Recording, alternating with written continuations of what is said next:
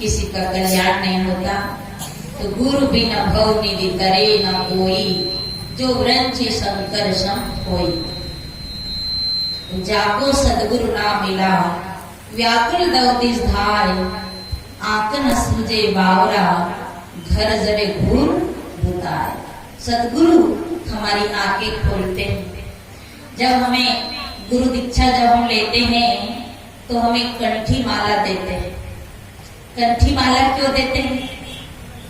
देखिए, जिस खेत में आपके घर में छत्तीसगढ़ में बाड़ी होती है, बाड़ी, और बाड़ी जहां लगी रहती है, बाढ़ जिसको कहते बाढ़, कांटा हो या तार हो, जिस किसान की बाड़ी में बाढ़ हो, उस किसान की बाड़ी में पशु नहीं घुसते, उसकी सब्जी, उसकी बाड़ी हरी हरी रहती है, ध्यान देना।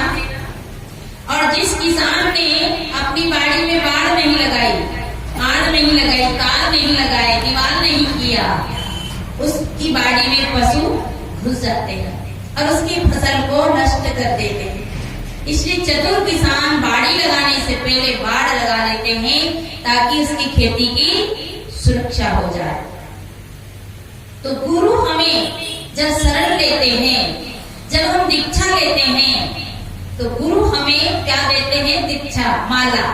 तो माला एक बाढ़ है। जैसे लक्ष्मण जी को, राम जी जब वनवास में थे, लक्ष्मण और सीता राम, तब उसे वो राम रंग मारने गए थे, तब एक लक्ष्मण को छोड़ के गए थे। लक्ष्मण को जब सीता ने कुछ बोल लिया तो लक्ष्मण जब जाने लगे तो एक रेखा खींची थी, जिसको क्या कहते हैं? लक्ष्मण रेखा। वो लक्ष्मण रेखा क्या थी? एक रेखा थी मर्यादा की, और उस रेखा के अंदर सीता को रहना था। रेखा से बाहर आई तो सीता का हरण हो गया। तो गुरु हमें एक मर्यादा, एक धागा, एक जनोई गले में डाल करके हमें जीवन की मर्यादा सिखा देते हैं।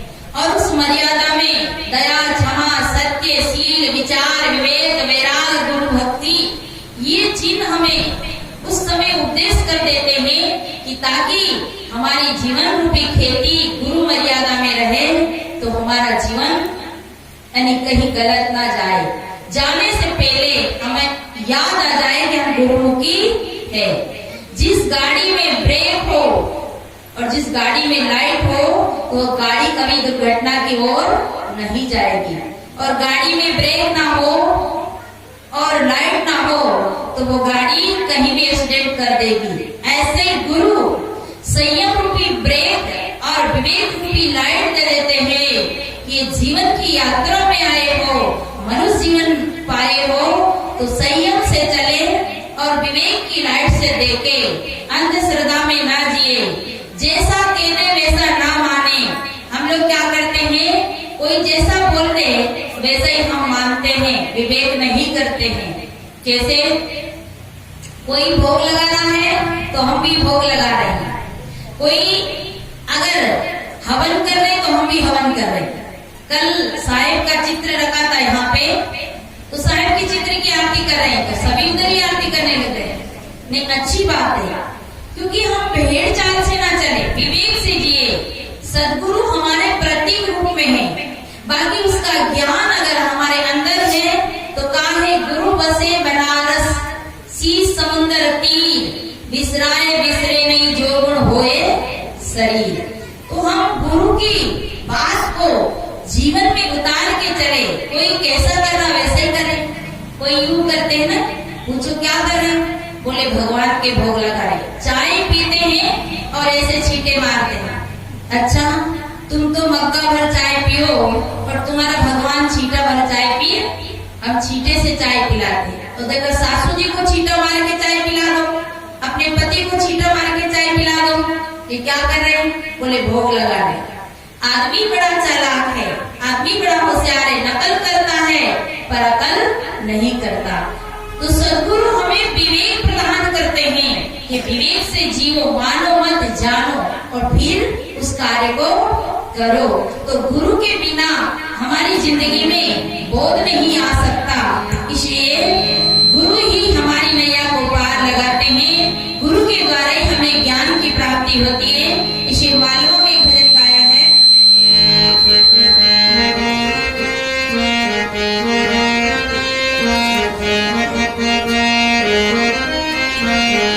काची मातड़ी में दई दो जमाओगे से व्याकुल दो दिस धाय, वो व्याकुल होकर के 10 दिशाओं में दौड़ता है, पानी पत्थर में जाता है और अपना वहां जाकर मोक्ष ढूंढता है। बताइए हम कहाँ भटकते हैं। गुरु के बिना हमारा जीवन, सत ज्ञान के बिना हमारा जीवन, हम व्रत करते हैं, पूजा करते हैं, पर सदगुरु के बिना हमें असली पूजा पता नहीं है। सदगुरु पूजा किसको बताते हैं, साहिब की पूजा क्या है, सदगुरु की भक्ति क्या है, सदगुरु की परिक्रमा क्या है। साहिब कहते हैं जहाँ जहाँ डोलो सो परिक्रमा। सदगुरु हमें परिक्रमा क्या बताते हैं, जो हम डोलते हैं, चलते हैं, ये परिक्रमा है। जहाँ जहाँ डोलो सो परिक्रमा, और जो करूँ सो पूजा, जो भी काम करूँ वो पूजा के समान है। और व्रत क्या है, व्रत वो है सत्य बोलना, व्रत है। हमारी बहनें व्रत रहती है और व्रत अपने मन से रहती है। एक गुरुमुखी होती है, एक मनोमुखी होती है। गुरुमुखी राम थे और मनोमुखी रावण था। गुरु से पूछकर राम हर काम को करते थे और रावण अपने मन से काम करते थे। तो एक गुरुमुखी भक्ति, एक मनोमुखी भक्ति, मनोमुखी भक्ति नरक में ले जाती है और गुरुमुखी भक्ति मोक्ष दिलाती है। इसलिए हमें गुरु के आधार पे व्रत करे, पूजा करे। तो गुरु हमारी पूजा क्या है, पूजा यही है। परिक्रमा क्या है, लोग मंदिर में परिक्रमा लगाने जाते हैं। मंदिर आपने बनाया, मूर्ति आपने बनाई और आप ही उसकी पूजा करें, आप ही उसके परिक्रमा लगाए, पर असली परिक्रमा है हम दौड़ दौड़ के काम करेंगे। परिक्रमा घर का काम और पूजा क्या है, अरे माता पिता को पूछ लेना भी पूजा है। आज बूढ़े माँ बाप घर में बेटे रहते हैं और बेटे बड़े उनसे पूछ भी नहीं पाते, बात नहीं करते हैं, ज्यादा बोलते हैं तो क्या कहते हैं, चुपचाप रहो, आपका काम नहीं। बूढ़े माँ बाप भूखे रहते हैं और मंदिर में हम भोग लगाने जाते हैं। घर के बच्चे भूख के लिए रोते हैं और हम भगवान के मंदिर में भोग लगाते हैं। जिंदा माता पिता घर में है तो तीर्थ करने क्यों जाऊं, घर में शक्कर मिलती है तो बाहर का गुड़ क्यों खाऊं। भाइयों, अपने माँ बाप से कुछ ना पूछ पाओ तो कहीं काम करने जाओ, खेती में ड्यूटी में, माँ मैं ड्यूटी जा रहा हूँ, माँ मैं आ गया हूँ, माँ तुमने भोजन किया, पिताजी तुमने भोजन किया, इतना पूछ लेना पूजा हो जाती है। पर हमें बोलने की फुर्सत कहाँ है। बूढ़े माँ बाप देखते रहते हैं, मेरा बेटा आएगा, मेरा लाडला आएगा, 2 बात बोलेगा, पर वो तो सीधा ही आता है और अपनी पत्नी से बात कर चले जाता है। एक दिन माँ का कपड़ा पकड़ के लिपटता था, माँ पानी भरने जाती, बेटा उसके पीछे दौड़ता था, माँ छुड़ाती, बच्चा लिपट जाता था। आज वो बेटा एक शब्द नहीं बोलता है तो माँ की आंखों से आंसू आते हैं। इसलिए पूजा यही है कि अपने माता पिता को पूछ ले, कोई काम करे तो। अगर बाप माँ कह दे कि बेटा अपने अमुक खेत में धान बोई के उड़द अरहर बोई, तो बेटा क्या बोलता है, चुपचाप रहो, तुम्हारा क्या काम, अरहर बोए या धान बोए। अरे भाई, जब तुमने एक बार नहीं 100 बार पूछा था, पिताजी ये क्या है, कौवा है, ये क्या है, गाड़ी है, ये क्या है, सर्कस है, सिनेमा है, ये क्या है, मेला है, झाड़ है, पहाड़ है। पिता माता ने हमारा हजारों उत्तर दिया था और हम एक उत्तर में इतने तंग आ जाते हैं कि कितनी दुख की बात है। इससे इनका दिल मत दुखाना। और बहने, माता पिता से बड़ा कोई देवता नहीं है। अगर आप राम की भक्ति करते हो तो राम ने भी ये 4 देवता की पूजा बताई है, 4 देवता की विशेषता बताई है, माता पिता गुरु। और हमारे शास्त्रों में भी अगर कोई देवता बताए हैं तो 4 देवता, मातृ देव भव, पितृ देव भव, अतिथि देव भव और आचार्य गुरुदेव भव। ये 4 देवता बताए। और राम ने अगर कोई नमन वंदन की तो कितने देवता की? प्रातः काले उठ के रघुनाथा, प्रातः काले उठ के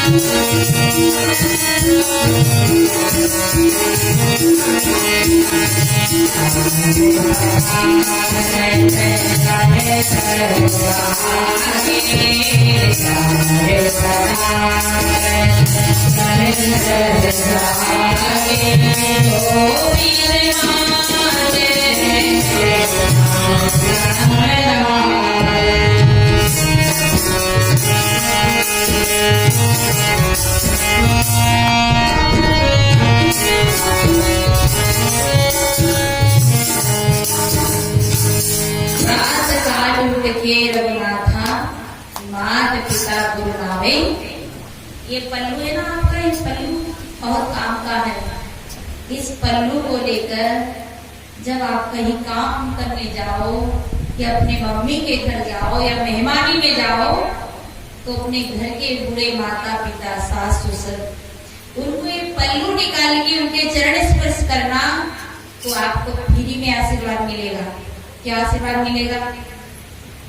जैसे आप चरण नमस्कार करोगे तो आपको क्या आशीर्वाद मिलेगा? वो बूढ़े माँ बाप क्या कहेंगे? दूधा नहाओ, पूता फलो, चूड़ो दौड़ो, अमर हो।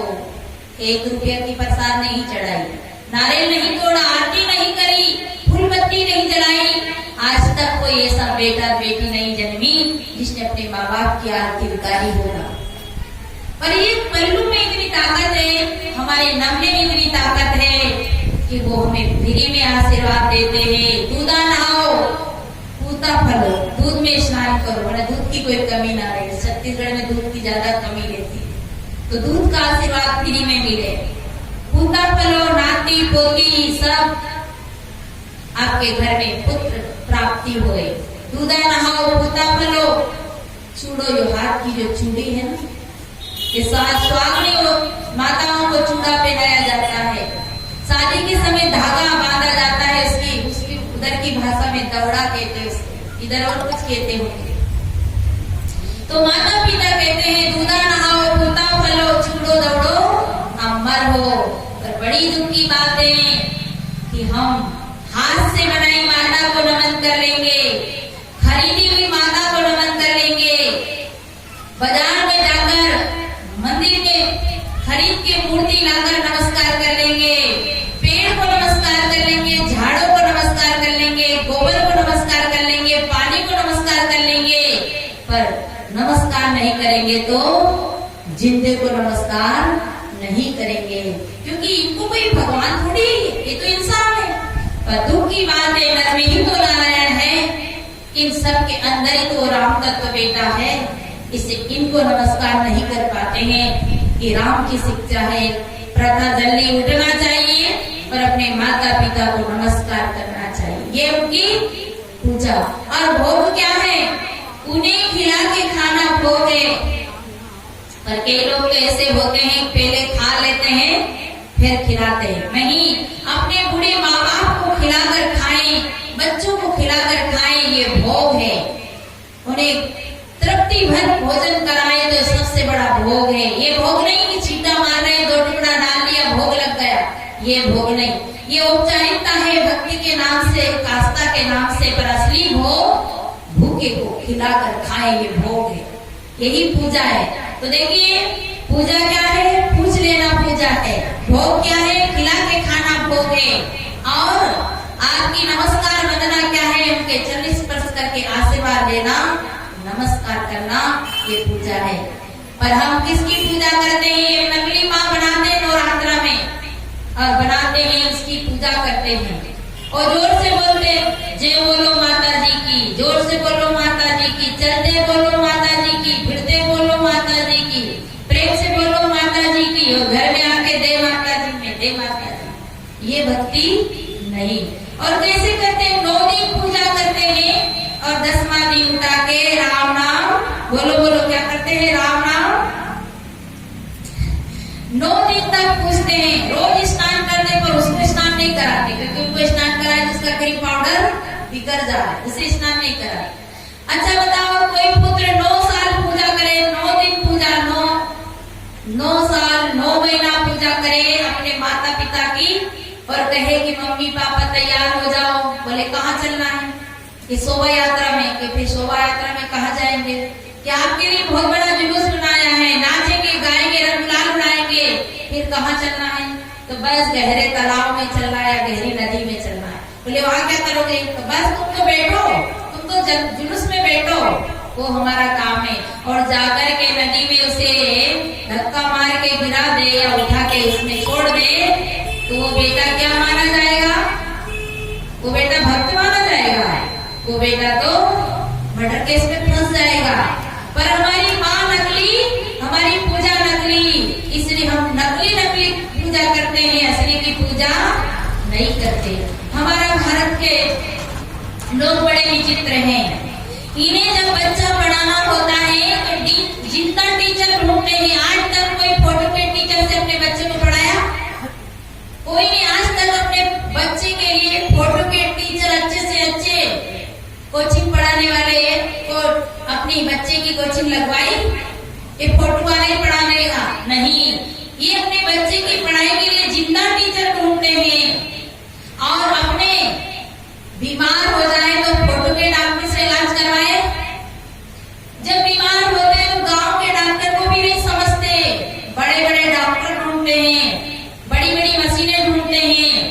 जब हम बीमार हो जाए तो हमें जिंदा डॉक्टर चाहिए, हमें बच्चा पढ़ाना है तो जिंदा टीचर चाहिए, और हमें जब शादी करना है तो हमें जिंदी बहू, जिंदा दूल्हा चाहिए। बताइए, और कल्याण हम मिट्टी और पत्थर से करना चाहते हैं। इसे कबीर साहब को कहना पड़ा, कबीर भक्ति बिगाड़िया कंकर पत्थर धोए, अंतर में विश्राम के अपने डालना होए। अरे कबीर साहब को कहना पड़ा कि पत्थर पूजे हरी मिले तो मैं पूजू पहाड़, तासे तो चकिया भली बीस का वे संसार। पर आज बड़ा विचित्र हो रहा है। एक चेला से गुरुजी ने कहा, बेटा सबसे बड़े की पूजा करना। गुरु दीक्षा लेके उसने देखा सबसे बड़ा कौन, तो वो ढूंढता ढूंढता गया कि बड़ा होगा उसकी पूजा करना है। अब बड़ा कौन मिले उसे? राम जी के मंदिर में गया तो छोटी छोटी मूर्ति, कृष्ण जी के मंदिर में गया तो छोटी छोटी मूर्ति। गुरुजी ने कहा था कि बेटा सबसे बड़ा हो उसकी ही पूजा करना।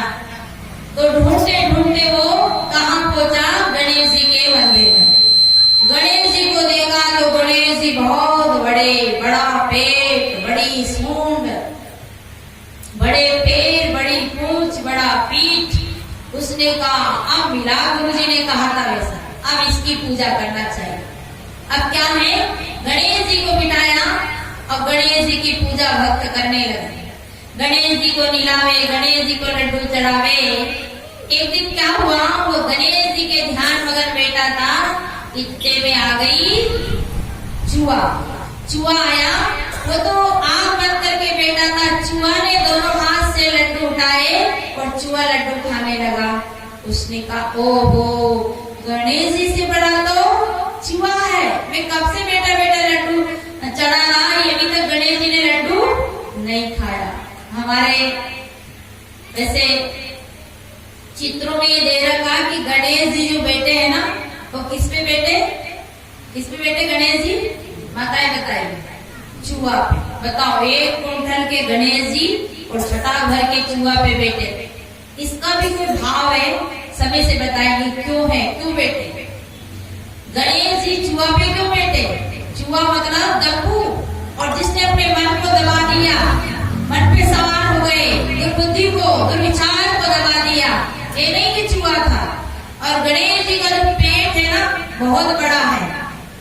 गणेश जी का पेट बड़ा क्यों है, हम सब देखे हैं कि गणेश जी का पेट इसलिए बड़ा है कि वो ये भी तो विचार करने की बात है, समय से बताएंगे उस विषय को तो आपको।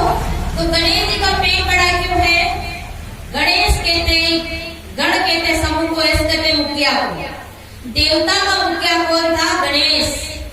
तो जो राष्ट्र का मुखिया हो, समाज का मुखिया हो, घर का मुखिया हो, उसका पेट बड़ा होना चाहिए।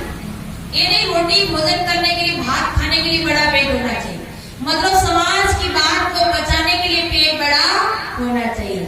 सास का पेट बड़ा हो, बहू का पेट बड़ा हो, गुरु का पेट बड़ा हो, तो सब बात को संभाले, पचा ले। गणेश जी की आंखें छोटी छोटी है। समाज के मुखिया को, घर के मुखिया को, राष्ट्र के मुखिया को सूक्ष्मदर्शी होना चाहिए, बारीक से बारीक विषय को परखना चाहिए, समझना चाहिए। गणेश जी के पेट छोटे छोटे, धीरे धीरे चलते हैं। समाज के मुखिया को, घर के मुखिया को धैर्यवान होना चाहिए, धीरे धीरे गंभीरता से चलना चाहिए, गंभीरता से निर्णय लेके काम करना चाहिए।